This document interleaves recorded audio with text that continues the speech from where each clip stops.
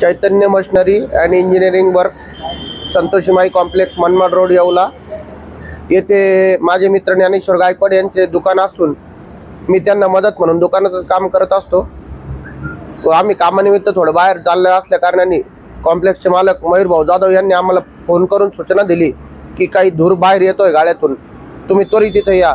व आम्ही आलो व सगळे हे बाकीचे लोक पण जमलेले होते। शटर उघडून पाहिलं तर शॉर्ट सर्किट झाल्यासारखा अंदाज येतोय आणि आमचं दुकानाचं खूप नुकसान झालं। हे आता प्राथमिक दृष्ट्या असं दिसतंय। आमच्या दुकानात विविध प्रकारचे इंजिन ऑइल होते, त्याच्यानंतर आमचे बेल्ट्स होते, मशीनचे महत्त्वाचे पार्ट्स होते। असं साधारणपणे 50 ते 70 लाखापर्यंतचा सगळा माल आमच्या दुकानात होता व तो जळून खाक झाल्या कारणाने आम्हाला नुकसान भरपाई पण मिळावी अशी एक आपल्या माध्यमामार्फत मी सगळ्यांना सांगतो।